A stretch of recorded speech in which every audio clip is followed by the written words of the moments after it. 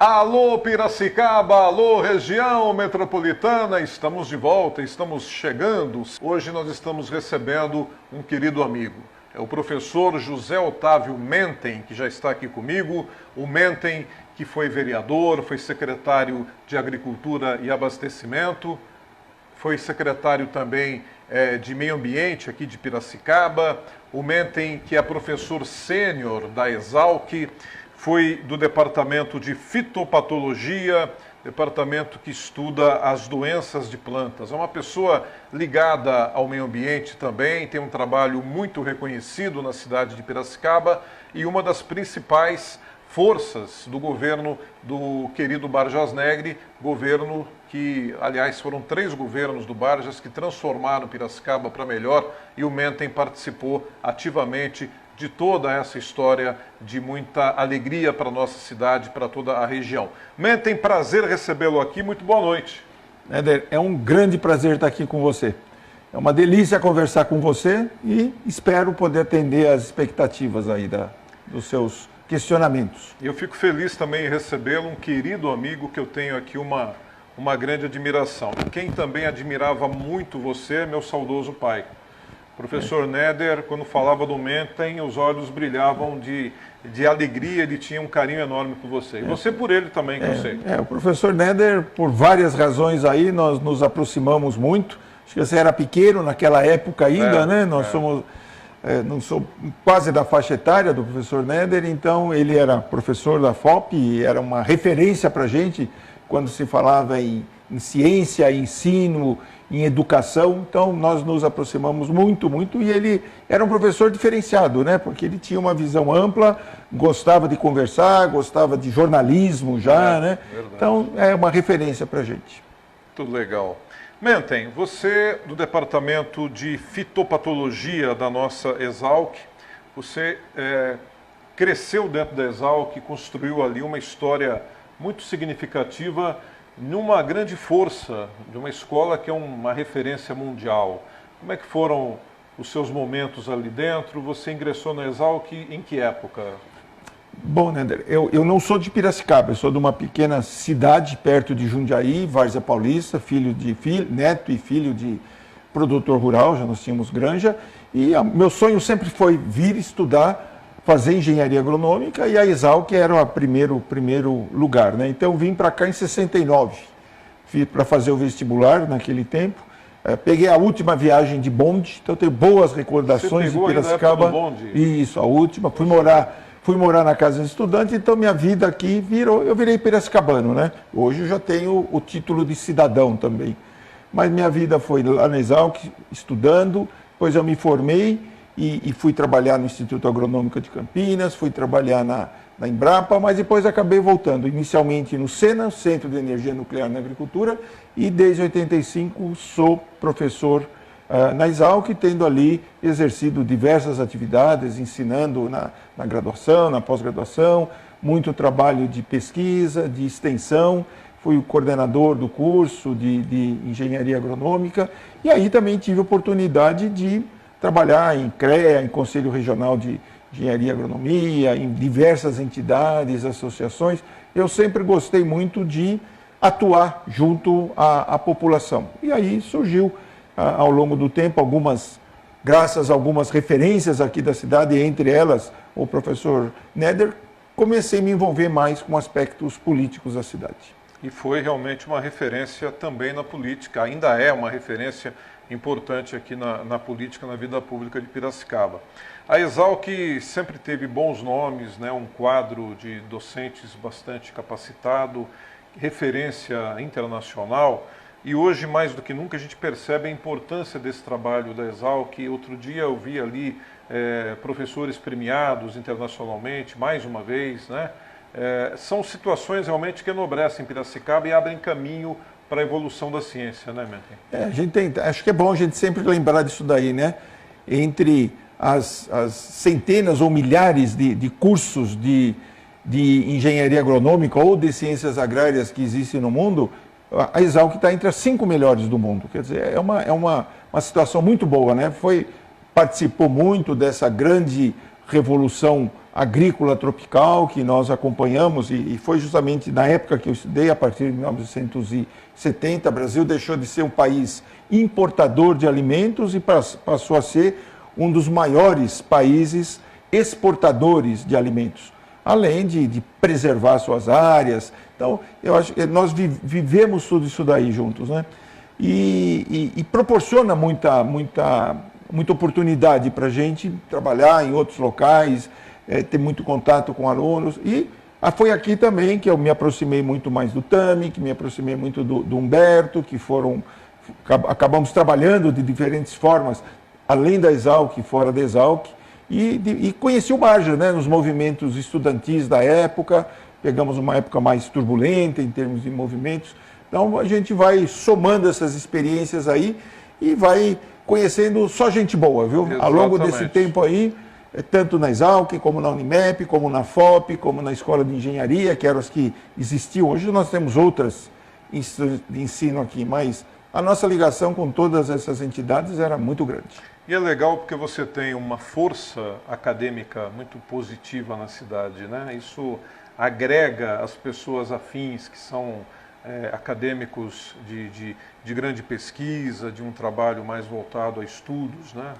Mas isso é uma característica que poucas cidades têm, né? De ter uma massa pensante, talvez até esteja sendo pouco usado, viu, Neda? Nós deveríamos até usar mais esses expoentes que existem nessas nossas instituições de ensino e pesquisa. A gente não pode esquecer do Instituto Agronômico, né, que tem ali uma estação aqui, do CTC. Então nós temos aqui, agora muito maior, com muito mais evidência ainda, o Agtech Garage aqui no Parque Tecnológico.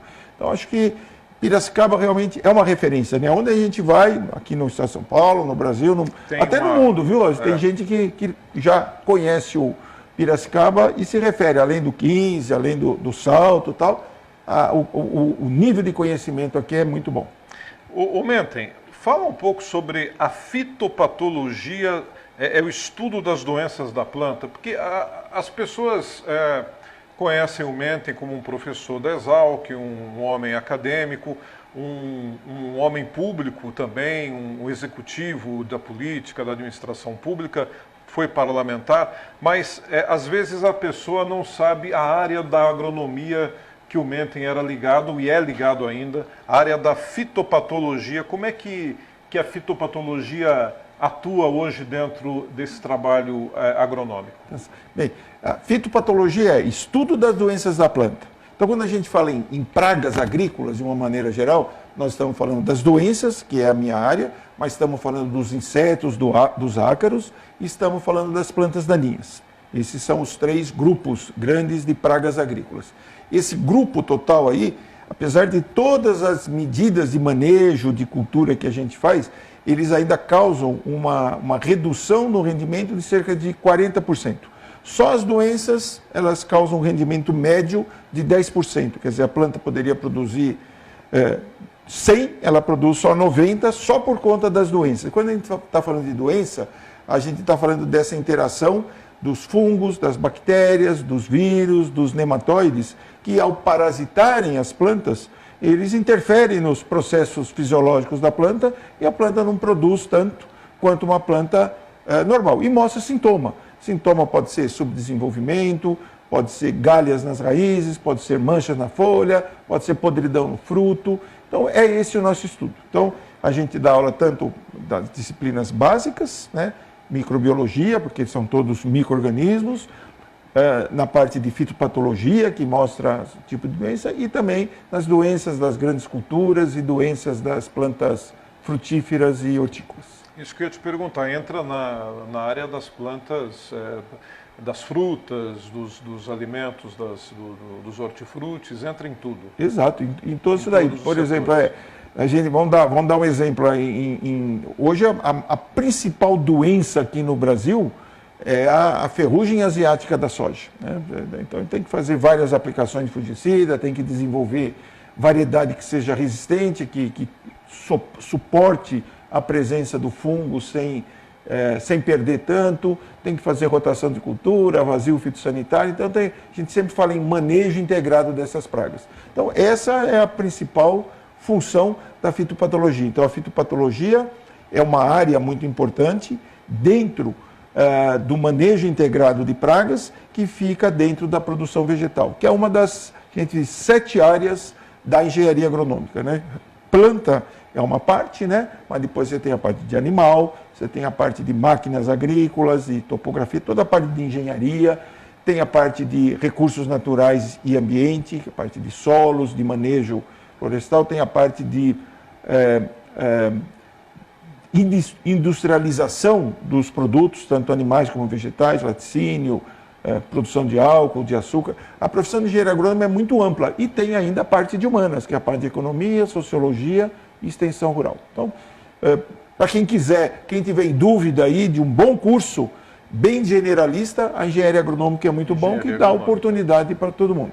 E os agrotóxicos, você acha que está tendo muito exagero nesse debate ou realmente a gente deveria ter mais cuidado? Como é que você avalia a política do Brasil também com relação a isso? Olha, existem 2 pontos dentro do agro que são bastante delicados, né? Um deles são os agrotóxicos, ou defensivos agrícolas, ou produtos fitossanitários, e o outro são os transgênicos.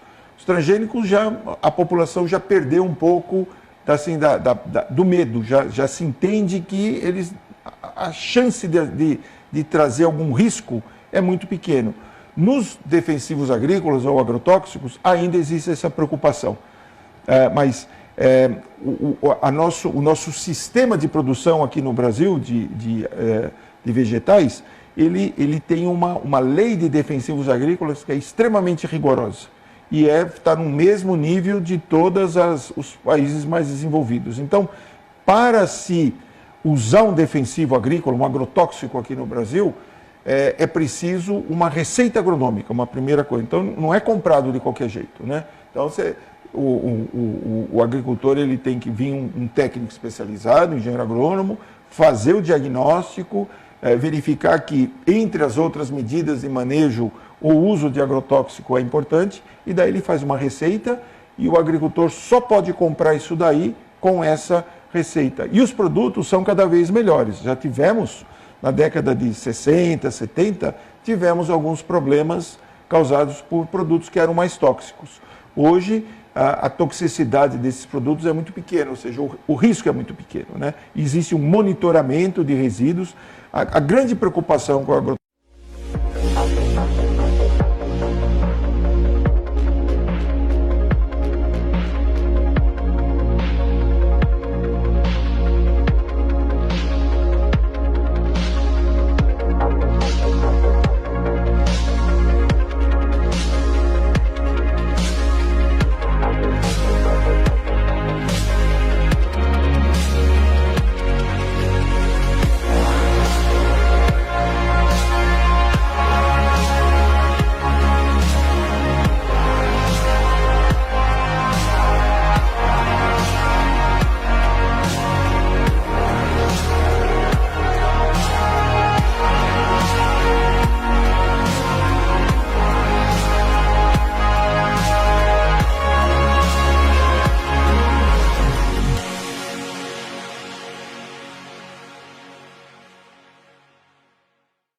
tóxico deveria ser com o aplicador, que é o que manipula o agricultor que prepara a calda e aplica, porque ele está trabalhando com um produto mais concentrado. Mas a grande preocupação da população é quando ele vai no mercado, sabe, tem resíduo de agrotóxico aqui. Então, temos um monitoramento tanto pelo Ministério da Agricultura como pelo Ministério da Saúde e a qualidade do nosso alimento é muito boa. Então, não existe risco de se ficar intoxicado ao se alimentar de produtos, quer seja produtos orgânicos ou não orgânicos, né? E o grande avanço que nós estamos tendo aí a partir de 2015 são os defensivos biológicos. Isso vai trazer ainda mais uma evolução. Ao invés de a gente aplicar um produto químico, hoje nós aplicamos outros micro-organismos que são agentes faz o controle biológico das doenças. Defensivos biológicos. Biológicos. A partir de quando você acha que a gente já vai poder ter? Não, já está em uso. Já está em uso? Já está em uso. Nós estamos começando ainda, né? Por exemplo, eu vou falar assim em termos de mercado, né? Enquanto que o mercado de produtos químicos é muito maior, em torno aí de 10 bilhões de dólares, mais ou menos, aqui no Brasil, o mercado de biológicos ainda é uns 2, 3% desse. Mas enquanto os químicos, a expectativa é crescer de 1 a 3% ao ano, o dos biológicos a expectativa é crescer de 20 a 30% ao ano. Então, estão surgindo muitos produtos que vão ser usados muitas vezes junto com os químicos, né? Daí tem todo esse negócio de usar tecnologia, compatibilidade entre produto químico e biológico. Então, nós vamos viver uma nova fase na agricultura brasileira, agora com necessidade de ainda mais conhecimento, sempre com essa preocupação de fazer uma agricultura que seja sustentável. Sustentável significa o quê? Que dê o lucro necessário para o agricultor continuar vivendo, né? Mas respeite o ambiente e respeite as pessoas. Então, essa sustentabilidade é fundamental na agricultura. E é aí que entra a parte ambiental muito forte do agro, junto com os defensores do meio ambiente. Perfeito. Estamos aqui com o Mentem nesta edição do Ativa no Ar. Nós vamos daqui a pouco começar a falar mais a respeito de Piracicaba, dos assuntos aqui da cidade. Vamos fazer o seguinte, vamos para um intervalo, nós já voltamos com mais um bloco dessa nossa conversa com o José Otávio Mentem no Ativa no Ar desta segunda-feira.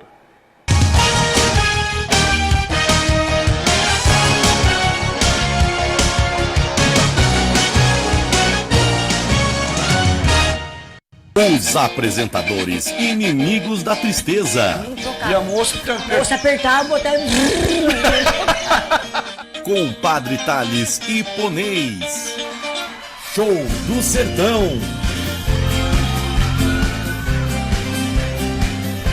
Domingo às 9h30 da manhã. Show do Sertão. Aqui na TV Ativa. Quebrei a taça.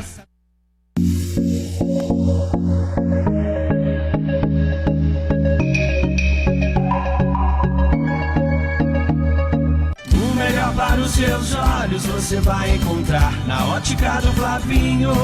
Atendimento e qualidade em primeiro lugar. Na Ótica do Flavinho, as melhores marcas com preço justo. Na Ótica do Flavinho, tem laboratório e crediário próprio. Atendimento nota 1000. Na Ótica do Flavinho. Rua Governador Pedro de Toledo, 1225, bem em frente às Casas Bahia. Ótica do Flavinho. Controle de acesso e vigilância. Segurança para shoppings, eventos, condomínios e indústrias de todos os portes. Qualidade, sigilo e respeito são a nossa razão de existir. Ativa Portaria e Limpeza.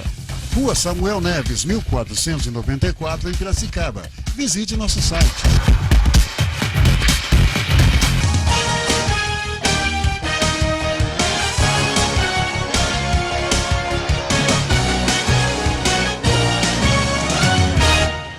Estamos de volta com a nossa conversa com o querido José Otávio Mentem, nesta edição do nosso Ativa no Ar. Mentem, você participou de importantes conquistas da cidade de Piracicaba nas gestões do Barjas, e eu queria que você comentasse algo que é da área sua, que é justamente uma valorização do meio ambiente, uma valorização da qualidade de vida, que é a colocação de Piracicaba no ranking nacional do saneamento como a primeira cidade do Brasil.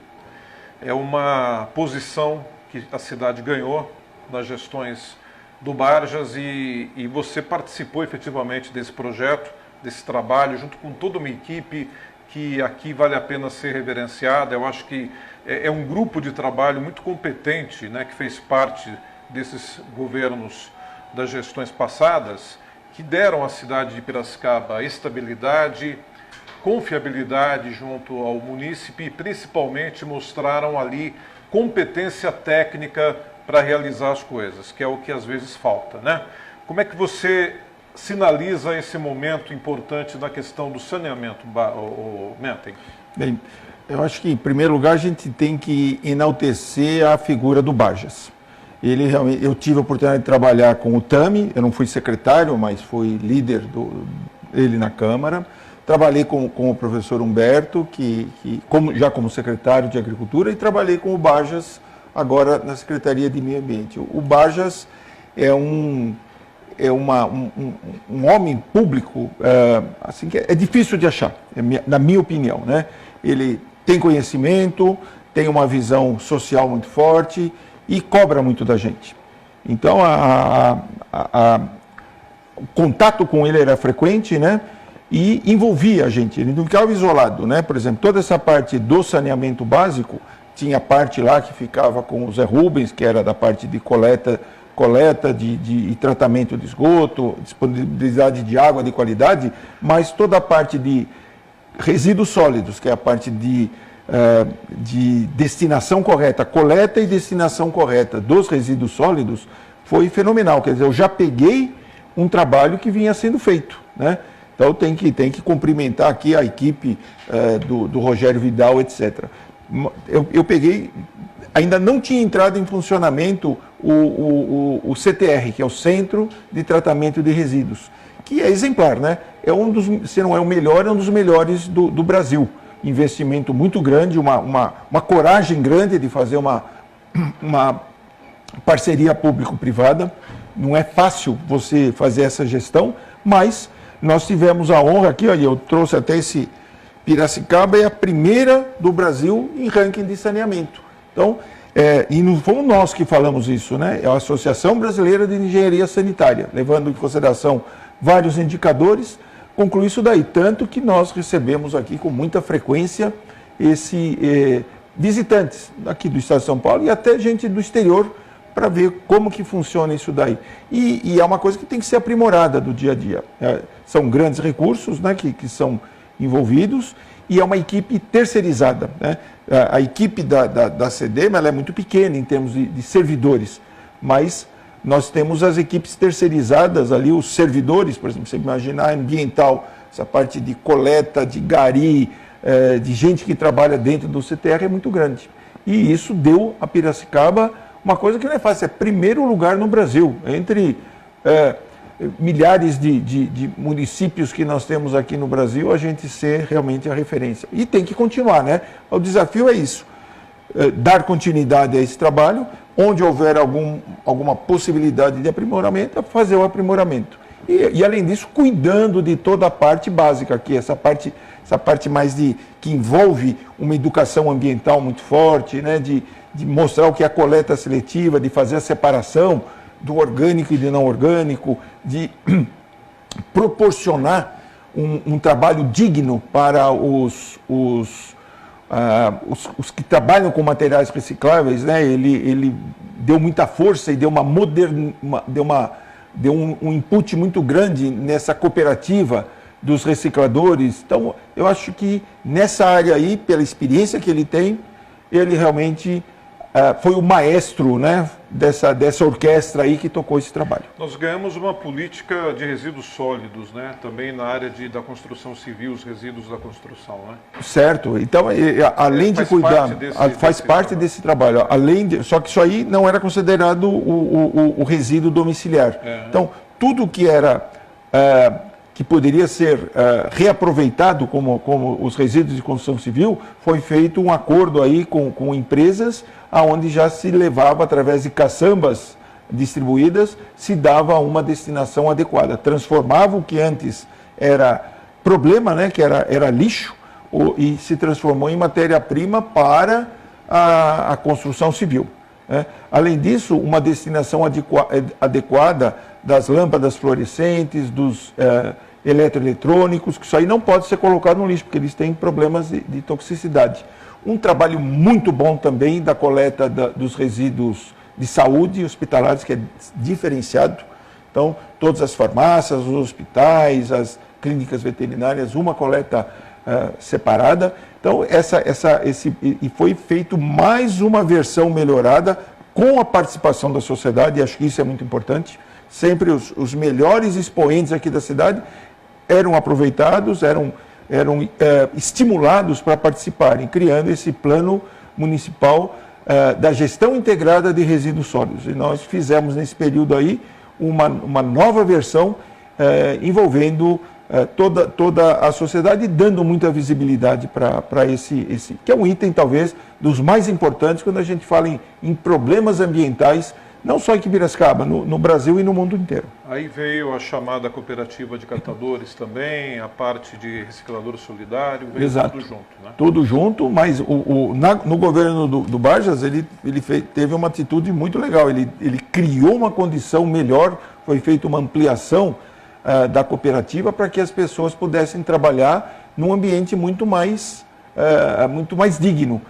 São as mesmas pessoas que há algum tempo trabalhavam como catadores no lixão do pau queimado. Isso aí acabou, né? Isso aí foi fechado, essa área deve ser transformada num parque, ele foi levado para um local adequado, né? E ali é tudo coberto, as pessoas têm mais condições de ter um trabalho digno e de ter uma renda suficiente para ter uma qualidade de vida razoável aqui em Piracicaba. Mentem, e o programa de sustentabilidade ambiental que envolve vários bairros da cidade, como é que foi esse projeto? Como é que ele está se desenvolvendo? Hoje eu não sei se está se desenvolvendo, mas como é que ele foi implantado? Olha, esse foi um trabalho, como eu sempre falo, essa parte de saneamento, de saneamento básico junto com o SEMAI, esse foi um trabalho também, tomada de decisão do Barjas, de criar um programa de pagamento por serviços ambientais, junto com a SEMA, porque a grande parte desses trabalhos são na área urbana, na área rural. Então, todo aquele agricultor, e no início nós escolhemos quatro microbacias, que é o Marins, Congonhal, Paredão Vermelho e Tamandupá. Por que escolheram essas 4? E tudo tem uma base, né? Porque tem que ter conhecimento. Porque são os locais onde nós temos o maior número de nascentes e locais onde a gente tem a possibilidade da gente, no futuro, fazer represas para suprir a demanda de água, não ficar exclusivamente do rio Corubataí. Então, é legal ter essa visão de futuro, né? Você tem que ter água sendo gerada na zona rural, em qualidade, essa água aí, no momento que for necessário, aí os próximos gestores vão tomar essa decisão, dá para fazer represas para receber essa água. Então, todo agricultor que fazia a conservação do solo. Conservação do solo significa o quê? Que quando chove, a água seja absorvida, vá para o lençol freático e não haja erosão, não haja aquela enxurrada que leva aquela terra vermelha que acaba chegando nos rios. Todo agricultor que preservar as matas ciliares, fazer aquela proteção de uma determinada faixa ao lado dos seus cursos d'água. E todo aquele que proteger as nascentes, eles receberiam um dinheiro da prefeitura, quer dizer, não é da prefeitura, é da população. O cidadão urbano, ele, através da lei, ele autoriza a prefeitura a remunerar, né? E nós temos lá temos aqui o panfletinho aqui que mostra esse programa. Então, ele remunera aquele agricultor que está, além de produzir para o seu ganho, ele está produzindo serviços ecossistêmicos aí que trazem benefício para a sociedade como um todo. E para isso, nós julgamos conveniente que ele fosse, de alguma forma, remunerado, é um valor pequeno, mas que o estimulasse a dar continuidade a esse trabalho. Mentem, o governo Barjas, os 3 governos, atuaram sempre para valorizar a cidade sob vários aspectos de pôr para funcionar as coisas, né? E no início da primeira gestão teve a volta do zoológico, né? E hoje nós temos o zoológico aí sendo um importante local da cidade, mas nos últimos anos de governo do Barjas, com você na Secretaria do Meio Ambiente, algumas mudanças foram feitas ali. Eu queria que você comentasse um pouco como é que foi deixado o nosso zoológico no fim da gestão, com algumas implantações de projetos diferenciados ali. Olha, o Barjas, o zoológico é mais ou menos a menina dos olhos do Barjas, né? Ele pegou o zoológico fechado e e colocou em funcionamento. E nós fizemos o máximo do possível junto com a equipe do zoológico, com um novo diretor, motivando muito os servidores, dando bastante valor, e demos uma modernizada no zoológico. O zoológico, ele sempre foi uma atração, mas passou a ser uma das maiores atrações, principalmente para as crianças, né? Então tem o aspecto mais de lazer, mas um zoológico hoje tem um papel muito importante, que é o da parte da educação ambiental, de você levar para as crianças, e aí tinha muita visitação de alunos de diferentes escolas, e não só daqui da região, né? Só de Piracicaba, mas de toda a região, para mostrar a importância de nós cuidarmos bem dos nossos animais, criar essa relação positiva entre animal e pessoas. E criamos ambientes, recintos cada vez mais adequados, que fossem atraentes, mas que respeitassem os animais. Trouxemos alguns animais que foram bastante...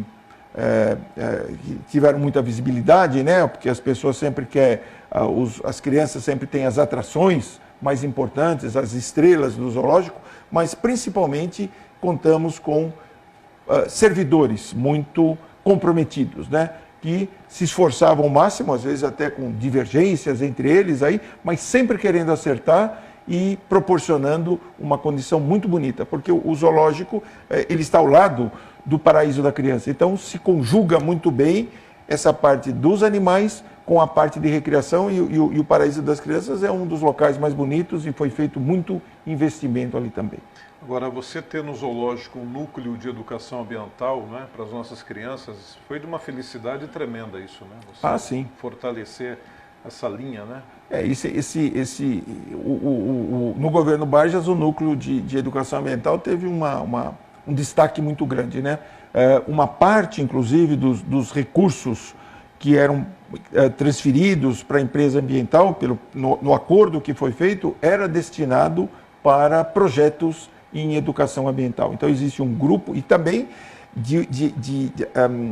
a destinação de recurso passava por um grupo. Então tem um grupo envolvendo profissionais de diversas áreas, não só da prefeitura, mas de fora também, que definia aonde gastar esse dinheiro em educação ambiental, para que tivesse o maior efeito possível, para que a gente consiga melhorar cada vez mais a interação do cidadão com o ambiente. Perfeito. Gente, vamos para mais um intervalo. Daqui a pouco nós retornamos com mais um bloco dessa conversa super agradável com o Mentem no Ativa no Ar de hoje.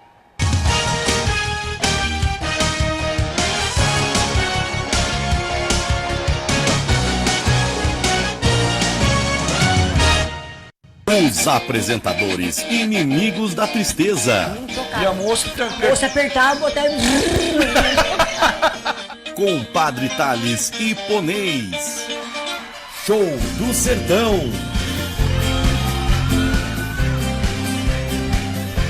Domingo, às 9h30 da manhã.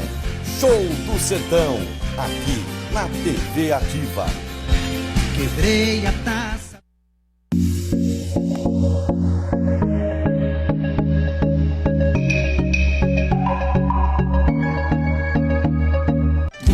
Para os seus olhos você vai encontrar na Ótica do Flavinho. Atendimento e qualidade em primeiro lugar. Na Ótica do Flavinho, as melhores marcas com preço justo. Na Ótica do Flavinho, tem laboratório e crediário próprio. Atendimento nota 1000.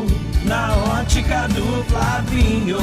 Rua Governador Pedro de Toledo, 1225, bem em frente às Casas Bahia. Ótica do Flavinho. Controle de acesso e vigilância. Segurança para shoppings, eventos, condomínios e indústrias de todos os portes. Qualidade, sigilo e respeito são a nossa razão de existir.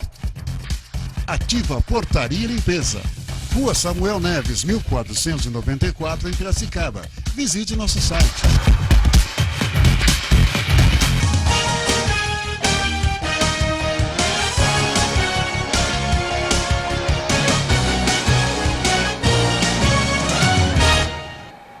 Muito bem, estamos de volta a mais um bloco dessa nossa entrevista com José Otávio Menten, nesta edição do Ativa no Ar. O Menten está contando as histórias, está relembrando as grandes conquistas, né, de Piracicaba, os grandes projetos, está lembrando de uma grande administração pública de nossa cidade. Eu sei que está dando saudade de muita gente aí, né? Está dando saudade de muitas pessoas. Menten, e agora, como é que está a situação atual, hein? Está difícil, a cidade está sofrendo demais, né? Isso nos causa bastante apreensão, né? Sempre há uma expectativa de que possa fazer um trabalho legal, né?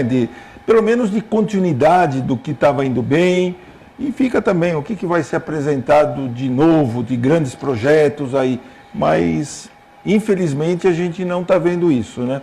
Uma dificuldade muito grande de conversar com a população, essa presença mais nos bairros. Lembrar que Piracicaba é enorme, tem os bairros periféricos que têm que ser conhecidos, têm que ser valorizados também. E, embora, eu assim, da minha parte, né, quando houve a transição, nós tivemos a máxima coragem de passar tudo, né? Fizemos uma transição muito tranquila, passamos toda a documentação, falamos aonde nós estávamos, dando até sugestão de onde poderia ser melhorado, mas a gente vê que em algumas áreas, na área ambiental, eu acredito que a cidade esteja, aquilo que a gente deixou montado está sendo tocado, mas algumas coisas foram paralisadas. E também não houve outros grandes avanços, né? Então, alguns programas legais assim que a gente via, a ideia do Jardim Botânico, que são coisas novas, né? Que precisam ter a empolgação dos gestores públicos, as academias ao ar livre, academia de ginástica, que eram muito requisitadas, tal. Eu não estou vendo grande empenho aí em tocar para frente esses programas que são importantes para trazer qualidade de vida para as pessoas e cada vez dar mais visibilidade para Piracicaba, como sendo uma cidade que respeita o meio ambiente. Olha, as academias ao ar livre foram muito importantes, inovações, né, Menten? Porque hoje as pessoas não têm condições de serem associadas de clubes, não tem em casa, muitas vezes, locais para se exercitar, né? E as academias ao ar livre foi um projeto importante, até para a integração familiar, para toda a família, né? Então, esse programa aqui, esse das academias, chegaram a mais de 100 aqui no nosso governo. Então, em todos os bairros, né, um trabalho feito com a Secretaria de Esporte, com a Secretaria de Saúde, porque envolve atividade física e envolve saúde, né? Quem faz atividade física melhora a saúde. E nós entrávamos com a parte ali de colocação e implantação desses equipamentos e realmente a demanda era enorme. Eu não sei aonde está parando toda essa pressão aí, mas eu imagino que quanto mais academias ao ar livre nós tivermos, melhor para a população. Foram mais de 100 na época do Barges? Mais de 100. De 100 academias ao ar livre na época do Barges. A nossa equipe se virava lá para conseguir implantar, e depois, né, de implantar tem que fazer a manutenção, porque isso aí tem que cuidar e tal. Então precisa ter uma equipe, porque a gente tem que valorizar os servidores municipais, porque realmente fazem um trabalho, além de fazer o acompanhamento, que se contrata uma empresa para implantar isso daí. Mas tem que ver se eles fizeram bem e depois fazer toda a manutenção. Olha, e assim, é o que você acabou de falar agora, a questão do diálogo com a sociedade, né? A gente sabia que, por exemplo, uma comunidade chegava ao secretário ou até ao prefeito diretamente e pedia, olha, na minha região precisa de uma academia ao ar livre, né? Quer dizer, o povo interagia de uma maneira totalmente positiva, né? E é muito importante para o gestor público, para o secretário, seja da área que for, né? Ele sair de lá, ele andar, ir na rua, e isso o Barges dava exemplo, né? Bem, e cobrava. Né? Fazia bem. E não tinha sábado, não tinha domingo, ele falava, o parafuso do parquinho lá está com problema. E a gente ia lá e tentava atender todas as demandas dele. O Menten, vamos falar de novo então mais do Jardim Botânico. Esse projeto era um projeto realmente muito importante, inovador, né? E que assim, você pega Piracicaba, é uma cidade de muito verde, uma cidade que tem uma valorização ambiental importante a ser feita, né? E esse projeto contempla isso. Acho que isso é uma marca importante numa cidade. Ela tem um jardim botânico. Isso aí não é só aqui no Brasil, né? Em qualquer lugar do mundo, a gente que é mais da área ambiental, da área agronômica, o lugar que eu vou, eu tive a oportunidade de visitar outros países, um lugar que eu sempre gostei de ir é o Jardim Botânico. Você vai para o Rio de Janeiro, é difícil quem não vá visitar o Jardim Botânico lá no Rio de Janeiro. Jundiaí tem, várias cidades têm aqui na região. E nós conseguimos deixar tudo organizado, né?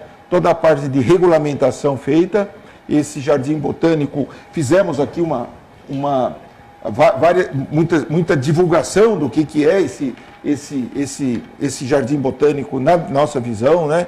Projetos todos elaborados, né? Então ele teria 3 áreas, né? Uma área em torno da Lagoa do Santa Rita, uma área em torno dessa mata do Engenho Central e uma área no Parque da Cidade, ali em Santa Terezinha. E começou a ser feito, né? Então nós tínhamos já o projeto aqui do Santa Rita, construímos já uma sede administrativa.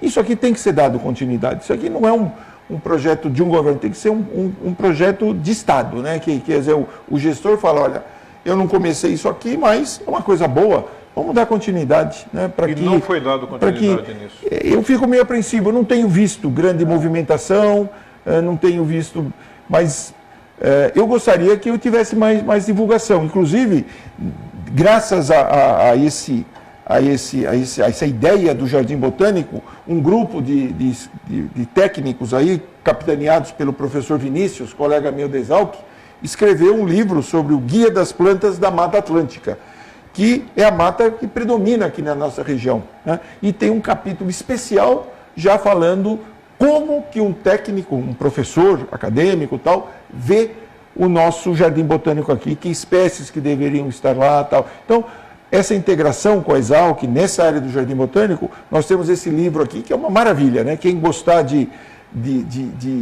ideias de Jardim Botânico, da nossa Mata Atlântica aqui, essa publicação do professor Vinícius da Exalc é um espetáculo. Vale a pena a gente ter acesso a isso aqui. Maravilha.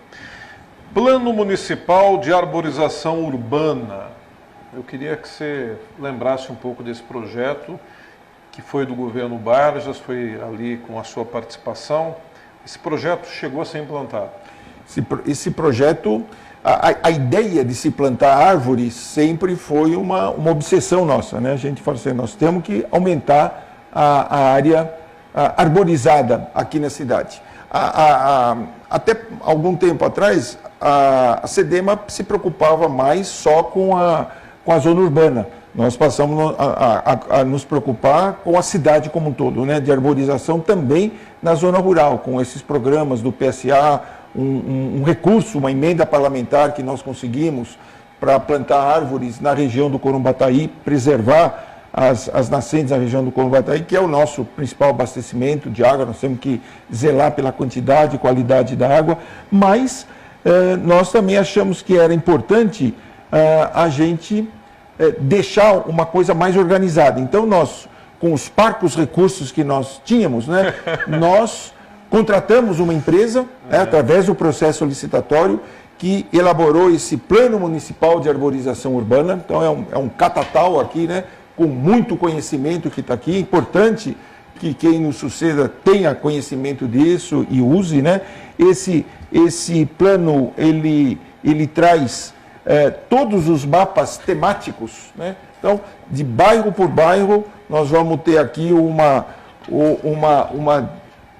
mostrando como que estão as manchas de árvores e aonde que a gente tem que continuar aumentando o plantio, e trouxemos até um manual de arborização urbana, que é para ensinar, para quem estiver trabalhando, a empresa que estiver trabalhando aqui, fazer esse plantio de árvore de maneira adequada, porque a árvore, ao mesmo tempo em que ela é importante, se ela não for muito bem escolhida, a árvore certa no lugar certo, ele gera problemas, que é essas reclamações, quando dá as chuvas, tal, a árvore cai em cima de casa, cai em cima de muro, danos materiais e até danos físicos. Então tem que ser a árvore certa, no lugar certo, é o primeiro cuidado, e depois tem um serviço muito bom de monitoramento dessas árvores, inclusive preservando aquelas árvores que são referências para a gente, né? Por exemplo, tem que ter um cuidado especial com a sapucaia, com a centenária sapucaia nossa aqui, né? Que é uma árvore, e assim como elas têm jequitibás e tal. Então esse cuidado, essa visão, essa sensibilidade de que árvore e pessoas vivem juntas, e o Barjas criou um programa aqui que chamava Plante Vida. Para toda criança que nascesse em Piracicaba, se plantaria uma árvore. Olha que bonito. E isso daí, só nisso daí, significa cerca de 5.000 árvores plantadas por ano na zona urbana, porque aqui em Piracicaba nascem aí em torno de 5.000 crianças. E aí a gente fazia 3, 4 ações públicas. Então, daí convidava as maternidades, tal, envolvimento de pessoas, para que junto vinham as mães com os filhos recém-nascidos e plantavam as árvores e podem acompanhar o desenvolvimento dessa árvore. Então, essa ligação de uma criança com uma árvore é muito legal, porque muitos desses pais eles vão continuar acompanhando, cuidando daquela árvore que está numa área pública para o resto da vida aí da criança e falar, olha, você que plantou isso daqui e vamos cuidar, vamos tomar conta, torcer para que essa árvore aqui se transforme, dê frutos, etc., que é o que todo mundo fala, né? Que plantar árvore é uma das tarefas que todos deveriam fazer. Eu percebo que na gestão anterior, nesse grupo de trabalho, Mentem, que você teve aí atuando de maneira destacada, né? Se dava muita atenção à questão educacional do meio ambiente, né?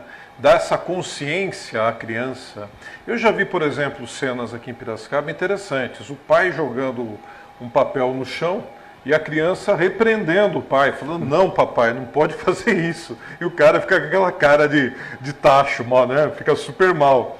Quer dizer, hoje há uma mentalidade diferente das crianças, do adolescente, e é preciso realmente continuar incentivando, porque vem aí uma geração muito melhor pela frente, né? Ah, felizmente. Eu sou um otimista. Eu acho que o que as crianças estão tendo de sensibilidade hoje aí, de ajudar em casa, inclusive, a fazer a coleta seletiva, não jogar papel de bala, não jogar latinha pela janela do carro, está mudando bastante. E nós temos bons servidores na SEDEMA.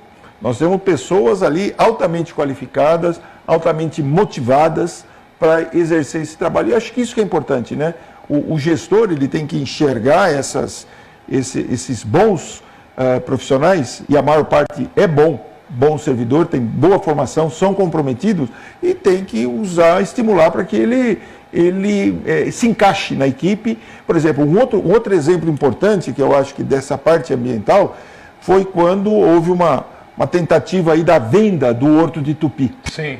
E aí o Barjas falou, vai lá. Foi a primeira conversa que eu tive logo que eu entrei. Fui encontrar Você já pegou esse abacaxi. E um secretário que é polêmico, né? É o Ricardo Salles, que depois virou ministro e tal. Ele queria vender o horto. Nós acabamos assumindo, junto com outras instituições, a parte mais de educação ambiental dentro do horto. E investimos dinheiro lá, colocamos gente para ficar administrando, né? Fizemos uma nova sede. Então, houve investimento e hoje o horto é muito mais conhecido do que era no passado. Quer dizer, aquela história assim, o horto é nosso, né? O horto é de Piracicaba, embora seja uma concessão e tem toda aquela parte de documentação, tá? E nós deixamos tudo prontinho. Tem que dar continuidade a isso aí e melhorar, né? Pensar em como divulgar mais, como ter mais ações para que as pessoas, de fato, ocupem essa área que agora é pública.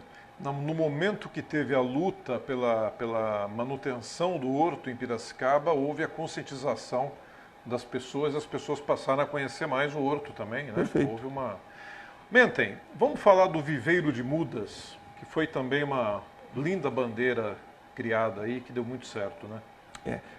A Piracicaba tem um dos melhores viveiros públicos do Brasil. São cerca de 120 mil mudas que podem ser produzidas por ano lá, de várias espécies. Conta com bastante apoio também, né? O consórcio PCJ ajuda bastante, a Exalc. Ainda hoje a gente faz alguma pesquisa lá, através da Exalc, para melhoria, para fazer uma avaliação da qualidade das sementes, para ajudar a solucionar o problema, porque essas mudas que são feitas aqui atendem a toda a demanda nossa de arborização das vias públicas e atende toda a demanda de plantios que são feitos na zona rural. E ainda distribuímos algumas mudas para o PCJ plantar em todos os locais. Desde que o Barjas assumiu na sua primeira gestão, foram mais de 1.400.000 mudas plantadas. Então, foi um efeito muito grande. E os dados mostram isso, né? Quando você pega uma análise aí da cobertura vegetal de Piracicaba, em 10 anos aí de 2009 até 2019, quase que dobrou a área coberta com vegetação aqui em Piracicaba. O que demonstra assim, que a gente tem que tornar, cada governante que passar aqui tem que dar continuidade a isso daí, para que, ao longo do tempo, cada um dando a sua pequena contribuição, ou grande contribuição, que a gente vá tornando o ambiente de maior qualidade. Essa obsessão da sustentabilidade, da qualidade de vida, que passa por um meio ambiente que tenha bastante árvore. As árvores trazem a biodiversidade animal. Nós começamos a fazer um monte de observação de pássaros e atividades no horto, aqui no Parque da Rua do Porto, com profissionais da área aqui que sabem identificar aves. E as pessoas gostam disso. E eu acho que, principalmente, depois da pandemia, as pessoas vão querer mais ainda relação com as áreas verdes, né? Inclusive, nós começamos, mas isso aí eu tenho certeza que não foi dado continuidade, nós deixamos iniciado aí um que a gente chamava de Memorial 2020, que era um memorial para que cada pessoa que falecesse aqui em Piracicaba fosse plantada uma árvore num determinado local. Então, isso seria uma maneira de a gente mostrar, deixar um marco aqui na cidade de que essa pandemia teve um efeito devastador.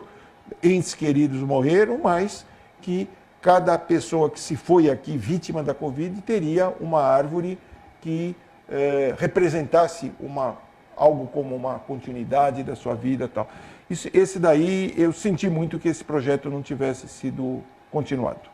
Nós estamos aí com um número elevado de pessoas que morreram vítimas da Covid aqui em Piracicaba. Seria uma maneira de homenagear essas pessoas e dar a esses falecimentos tristes uma homenagem digna de serem representadas todas essas vidas através de uma árvore, né? Cada uma vida que se encerrou aqui, que tivesse uma árvore para ser iniciada ali uma nova etapa. Vamos ver se depois dessa conversa que isso aí chega aí aos nossos gestores e o pessoal. Um dos objetivos, acho que, dessa conversa é mostrar que a gente quer ajudar, né? Exato, que a gente tem ideias aí e uma cobradinha também para que possam, talvez, reavaliar aí o que dá para ser feito ainda. Tem muito tempo. É válido, né? Tudo é válido e...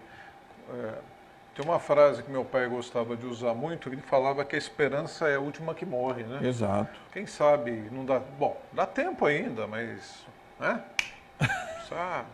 Tá difícil, hein? Tá certo. Escute, estamos no meio de uma greve de servidores municipais.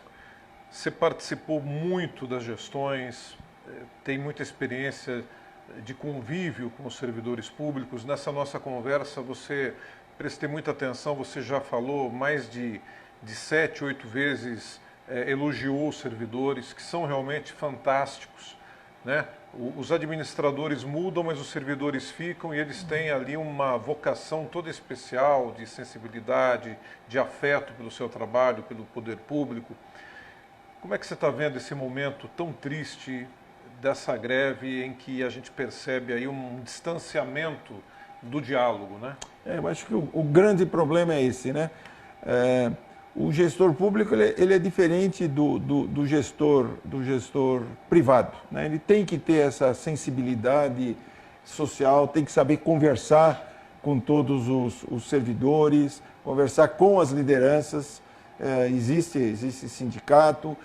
É normal que existam divergências, né? Isso ocorre dentro das secretarias, mas é nossa função, quem está ali num cargo de prefeito, de secretário, ele tem que tentar trazer a maior harmonia possível e, dentro das possibilidades orçamentárias, tentar dar uma condição de trabalho adequado, né? Essa condição de trabalho adequado passa por vários fatores, mas um deles é um salário que seja digno, né? Que ele pensar claramente, aí, fortemente, aí, num eventual plano de carreira. Eu acho que é o momento, aproveitar esses momentos de crise para avançar. Agora, o que não pode é retroceder, o que não pode é entrar nesse embate. Isso é muito ruim para a cidade como um todo, né? Porque uma greve, nesse momento, nós estamos acabando de sair de uma fase muito ruim de Covid, de isolamento, agora enfrentar um outro problema desse aí, de ausência de servidores em locais que são importantes, né? Numa escola, num posto de saúde. Felizmente existem muitos serviços que são terceirizados, por exemplo, toda a parte de coleta de lixo, de varrição, de corte de mato, corte de árvore, está na mão de empresas terceirizadas. Mas o gestor que tem que estar lá para fazer o acompanhamento, para fazer a fiscalização, para poder orientar esses servidores. Então, eu acho que esse apelo que a gente vê em todos os níveis aí aos gestores municipais atuais, de que retomem a negociação, conversem com os servidores, busquem uma solução para que os servidores voltem ao seu trabalho, que são trabalhos importantes, né? Nós não temos um número muito grande de servidores aqui em Piracicaba, então esses aí têm que ser valorizados e o gestor, o prefeito, ele tem que estar conversando com esse pessoal para superar esses obstáculos que surgem mesmo, mas solução existe, basta ter boa vontade, basta ter um bom relacionamento. E é preciso, acima de tudo, parar de prejudicar a cidade, isso é algo importante. Mentem, quero agradecer muito a sua presença aqui, você é genuinamente social-democrata, você tem um conhecimento da política pública fantástico, né? Um conhecimento que vem já sendo demonstrado sempre que você ocupa um cargo público, é um homem de diálogo, é um homem de respeitar as pessoas e, acima de tudo, de conhecer os problemas de Piracicaba. Você é bom na parte técnica e bom na parte política e na parte do relacionamento. E é um democrata, um homem realmente que merece sempre as nossas considerações, o nosso respeito. Eu aqui vou fazer até uma revelação. Eu tenho muito orgulho de ter amizade com algumas pessoas em especial, e com você, acredite, é um orgulho realmente enorme, porque você é uma pessoa que dignifica Piracicaba e, acima de tudo, o sentimento do homem público. Você tem essa característica. E volte sempre aqui, porque nós precisamos continuar te ouvindo e te ouvindo muito, viu? Muito obrigado, Alexandre. É um prazer muito grande, viu? Mas eu aprendi graças a essas pessoas um pouco mais experientes que eu, de quem eu me aproximei, né? E uma das pessoas, eu volto a dizer, foi o professor Neder, que eu fui diversas vezes lá na sua casa. Talvez você nem se lembre aí, mas estive lá trocando ideia com ele. Nas horas das dificuldades, eu recorria, entre eles, ao professor Neder, assim como outras pessoas aqui, o Salgô, que também é referência na vida da gente. Então, são pessoas que realmente marcaram muito a vida e nos ajudam, né, a ter essa visão. E espero contribuir, sempre, né? Então, sou um otimista, acho que dá para melhorar tudo e sempre à disposição da cidade. Muito obrigado dessa oportunidade. Obrigado, Mentem. Grande abraço. Grande abraço. Valeu. E nós vamos ficando por aqui. Amanhã tem mais Ativa no Ar na tela da TV Ativa. Fique ligado, fique ligada nas nossas reprises aqui na TV Ativa. Fiquem com Deus, até amanhã. Show de bola.